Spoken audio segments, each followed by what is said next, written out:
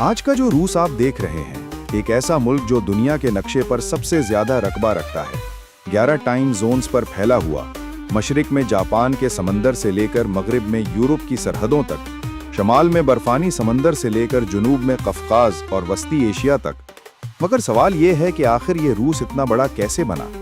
یہ سلطنت کہاں سے شروع ہوئی اور کس سفر سے گزرتے گزرتے آج دنیا کا سب سے وسیع ملک بن گئی؟ اگر ویڈیو پسند آئی تو فوراً سبسکرائب کریں، لائک اور شیئر کرنا مت بھولیں، اور کمنٹ میں بتائیں اگلی ویڈیو کس موضوع پر ہو۔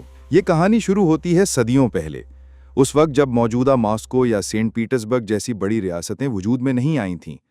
9ویں صدی میں مشرقی یورپ کے میدانوں میں ایک نئی ریاست ابھری جسے کیرن رس کہا جاتا تھا۔ اس کا مرکز آج کا شہر کیف تھا۔ یہ وہ لمحہ تھا جب مشرقی سلاوی قبائل پہلی بار ایک طاقتور اکائی میں جڑنے لگے۔ لیکن 13ویں صدی میں منگولوں کے حملے نے اس ریاست کو چکنا چور کر دیا۔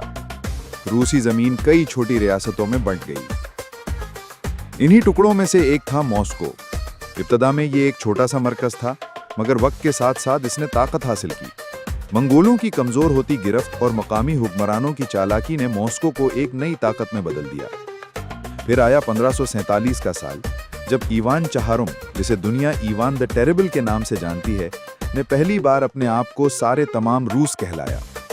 یہ لمحہ تھا جب روسی ریاست نے باقاعدہ ایک بادشاہت کی شکل اختیار کی۔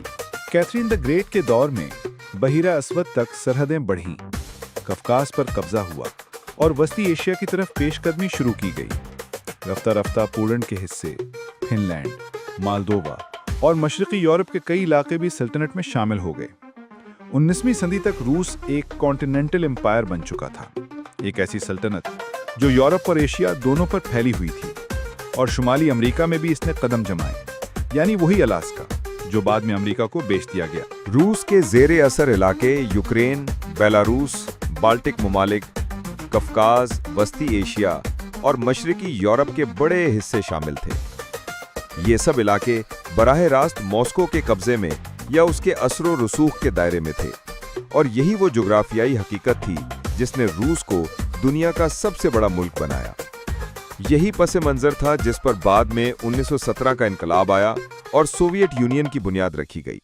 مگر اس سے پہلے کا روس ایک بادشاہت، ایک سلطنت اور ایک طاقتور خواب تھا جو صدیوں کے خون، بغاوتوں اور فتوحات کے بعد دنیا کے بڑے حصے کو اپنی گرفت میں لے چکا تھا۔